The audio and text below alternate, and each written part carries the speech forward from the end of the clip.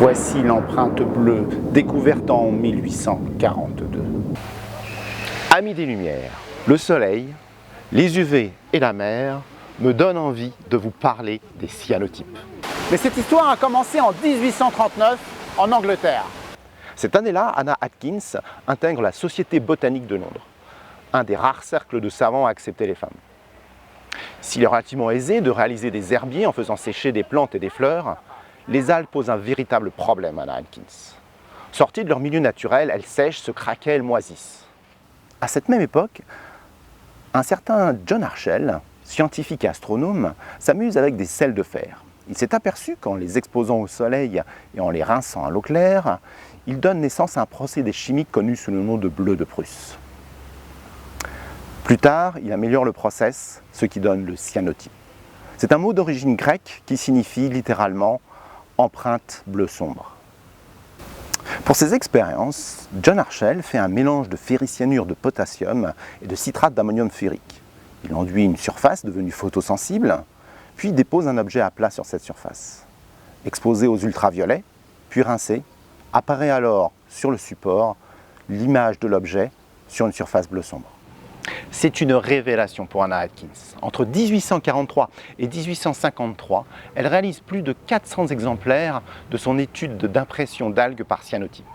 Il ne reste malheureusement aujourd'hui qu'une douzaine d'exemplaires en plus ou moins bon état répartis à travers le monde. Le seul que je connaisse en France, c'est au Muséum d'histoire naturelle à Paris. Anna Atkins ne s'est pas contentée d'étudier les algues. Elle a également réalisé un superbe ouvrage sur les fougères intitulé Cyanotype Impression of British and Foreign Ferns.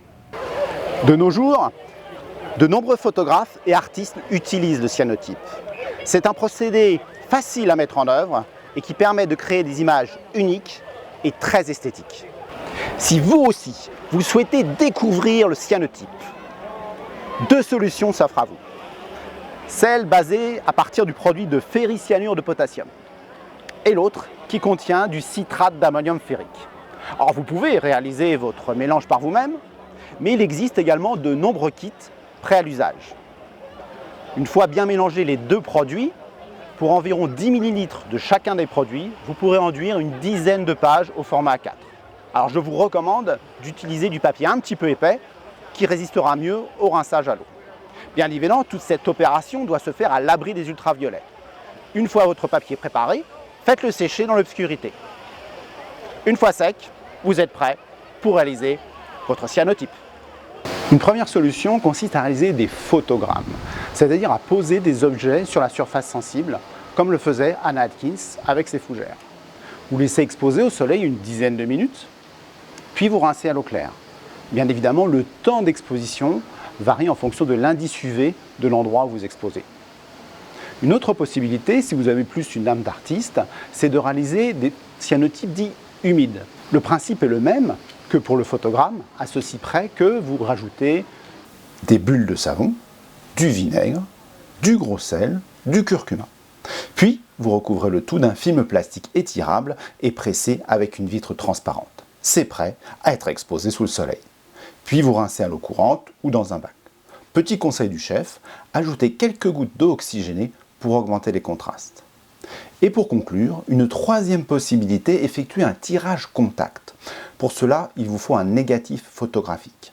Vous posez ce dernier sur le papier photosensible en le maintenant en contact avec une vitre. Maintenant, vous êtes familier du principe. 1. On expose sous les UV. 2. On rince.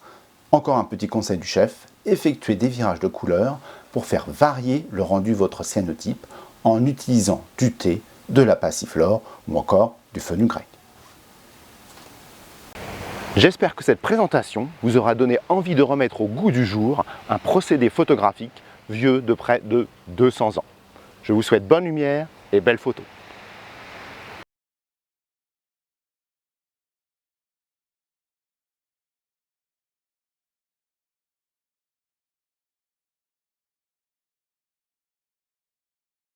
John Herschel mélange du bromure de potassium,